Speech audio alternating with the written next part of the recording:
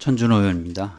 청장님, 이번 사건은 그 테러범이 지지자로 위장을 해서 이재명 대표의 목 부위 급소를 날카로운 예리한 칼로 찌른 암살 미수 사건입니다. 청장님도 그렇게 생각하시죠? 네, 결과 발표를 앞두고 있습니다만 그럴 가능성도 있다고 봅니다. 네, 다소 충격적일 수는 있지만 사건의 성격을 보여주는 것이어서 영상을 이 자리에서 함께 좀 보도록 하겠습니다.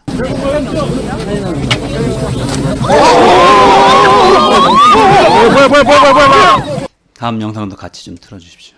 이 대표가 그제 참석한 봉하마을 묘소 참배 현장과 지난달 13일 부산 전세 사기 피해자 간담회에서도 김 씨의 모습이 잇따라 포착됐습니다. 저 영상에서 보시는 것처럼 그 테러범이 들고 있던 종이, 여러 현장에서 그 종이를 들고 다니는데요. 당일 사건 현장에서 테러범이 이재명 대표에게 사인 한번 해주세요라고 이야기하면서 종이를 들이밀고 몸을 숙여서 사인을 해주려고 하는 이재명 대표의 목 부위를 향해서 그 종이 밑에 있던 날카로운 흉기, 양날을 가른 칼로 바로 이재명 대표의 목 부위를 찌르는 일이 벌어진 것입니다. 근데 일부 그 구구 지지자들 중에서 테러범이 들고 있던 이 흉기가 칼이 아닌 나무젓가락이다, 종이칼이다라고 주장을 하고 있는데요. 손에 들고 있던 게 무엇입니까, 청장님? 지금 보여주신 사진이 맞습니다. 네. 양날을 날카롭게 간 칼이죠?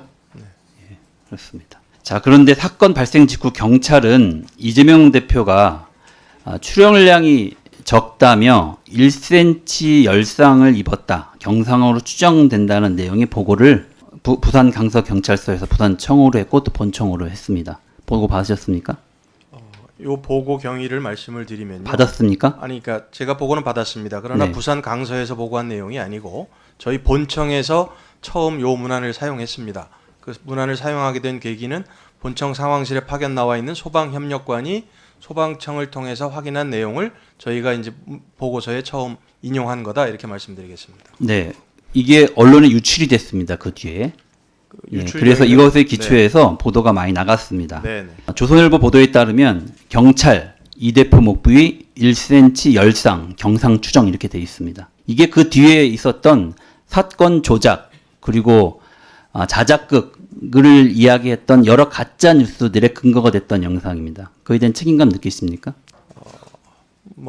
일단 언론에는 저렇게 나갔지만요. 저희는 이것을 소방을 통해서 확인을 했고 저희보다는 이런 부분은 소방이 더 전문가이기 때문에 어쨌든 그것을 네네. 보고를 하고 언론에 유출된 내용에 대해서는 그 근거를 제공한 경찰에 대해서 책임감을 전 느껴진다고 생각을 지금 하고요. 밑에 보시면 알지만 대테러 종합상황실 이렇게 되어 있습니다. 그걸 보고를 받으셨다지 않습니까? 대테러 종합상황실의 내용이 거의 경찰에서 보고한 내용과 같은 내용입니다. 더 이상 제가 그 부분은 더 말씀 안 네, 대테러 종합상황실은 어디입니까? 그거는 총리실 산하기관입니다. 네, 그 경찰에서 보고한 내용이 그대로 총리실까지 간 거고요. 그것이 거기는 언론에 보도가 나간 저희뿐만 아니고 겁니다. 소방 각종 기관에서 보고를 받아서 종합을 하는 기구입니다. 네. 네. 하여간 이 정부가 무책임하게 이렇게 만든 그 정보 때문에 가짜 뉴스가 양산이 되었고 그로 인해서 2차 테러가 지금 가해지고 있습니다. 그리고 조롱과 또 추가적 2차 살해를 장담하는 그런 메시지가 온라인상에 유포되고 있기도 하는데요. 그런 부분들에서 경찰은 책임을 맡고 수사도 하고 조사할 생각이 있습니까? 그 부분은 이미 저희가 네. 일부분에 대해서는 검거도 했고요. 또 엄정하게 수사하겠다는 방침을 밝혔고 최대한 그런 유사 사례가 있는 경우에 최대한 신속하게 검거를 하고 있습니다. 네, 경찰이 또 하나 신중해야 될 것은 사건 당일날 단독 범행이라고 하는 진술을 그대로 언론에 소개한 것인데요. 워딩 하나가 굉장히 사람들에게 주는 이 선입견을 갖게 만드는데 그 당시 경찰은 하지 말아야 될 표현을 쓴 겁니다. 그 진술을 인용을 해서 이야기한 것인데요. 테러범에. 그렇다 하더라도 단독 범행이라고 하는 주장을 했다라고 하는 것을 이야기할 수는 없다고 좀 봅니다. 그만큼 신중해야 합니다. 이러니까 경찰이 사건을 어떤 방향성을 몰고 가려고 하는 게 아니냐는 의심을 받게 되는 거라고 생각을 합니다. 더 신중하셔야 되겠죠? 네, 신중해야 되겠다는 지적에는 동의합니다. 네, 그러나 뭐 단독 범행을 저희가 저희 발로 나간 것처럼 일부만 더 말씀하시는 주십시오. 거는 네. 동의하기 어렵습니다. 다음은 범행 동기와 관련된 것인데요. 이 범행 동기를 잘 밝히는 문제는 또 다른 사건을 예방하기 위해서도 굉장히 중요한 부분이라고 생각을 합니다. 첫 번째로 테러범이 경찰에 8쪽짜리 변명문을 제출했다고 하는데 이것은 반드시 공개되어야 한다고 생각합니다. 이것이 공개되지 않고 일부 언론에 취사 선택해서 흘려지고 있습니다. 예를 들면 또다시 조선일보에 이재명 습격범의 변명문 일부가 소개가 되었습니다.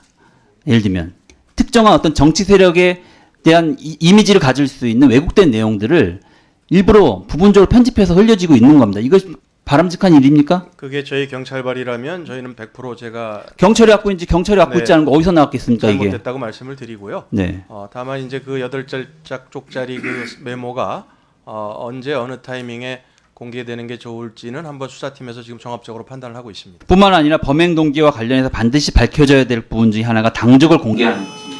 언론에 따르면 이 테러범은 국민의원 전실 계열의 그 정당에서 오랫동안 당적을 갖고 있다가 이재명 대표의 일정을 확인하기 위해서 민주당으로 당적을 갖게 되었다라고 하는 언론 보도가 있었습니다.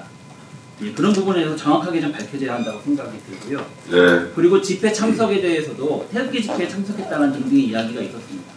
잘 아시겠지만 신원식 국방부 장관이 예전에 장관이 아닌 시절에 집회에 참석해서 문재인의 목을 따겠다는 발언을 한 적이 있었고요.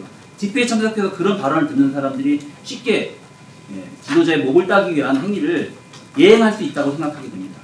또한 그 사람이 시청했던 유튜브는 어떤 것들이 있었는지 살펴봐야 됩니다. 그런 부분들을 정확하게 그 어떤 내용을 듣고 범행 동기와 연관이 있었는지를 철저하게 분석할 필요가 있다고 생각합니다. 그런 부분들 잘 밝혀주셔야 된다고 생각하고요. 네. 휴대폰 포렌식을 지금 하고 있다고 말씀하셨는데 휴대폰 안에 그런 것을 답이 다 있었다고 생각합니다. 네. PC도 압수수색 하셨기 때문에 철저하게 밝혀서 있는 그대로 공개해 주실 것을 당부드리겠습니다. 예, 지적하신 그런 내용들을 다 우리 지금 수사팀에서 종합적으로 수사를 진행하고 있고 결과 발표 때 상당 부분을 아마 이렇게 말씀드릴 수 있을 것으로 생각합니다.